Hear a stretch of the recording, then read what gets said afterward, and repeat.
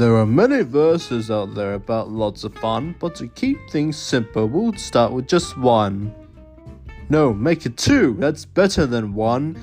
Now you're wondering why the story hasn't begun. I'll try my best to tell it right away. I'll try to tell it as simple as I may. For we begin our story in the old town of Nude, where just about everyone was in a bad mood, for they all complained of things like bills and food. People everywhere were starving as heck. The only food source they had was a speck. Okay, so this story wasn't that charming. In the town of Nude, it's all about harming.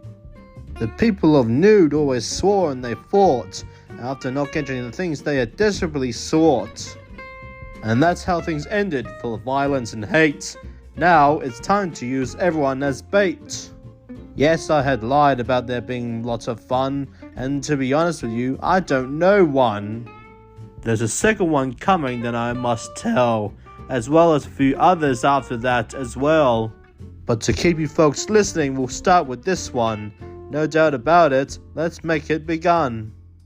In the tale of a monkey there lived a nit, who was not even tall, not one little bit. He was so small, other monkeys couldn't grab him, but they could just grab a fruit-sized thimb. No matter how much the nit had bitten the monkey's tail, the monkey simply wouldn't itch or wail. This time the nit had to really play hard, that even he could stand up to a tall Charizard. That's just a reference to another form of prose.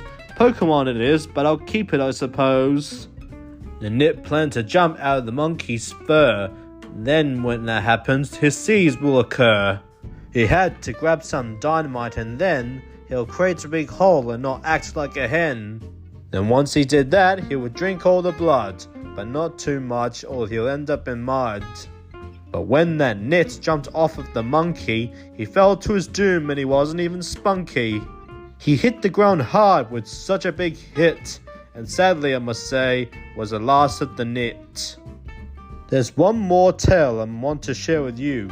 Hopefully, like the others, it is practically new.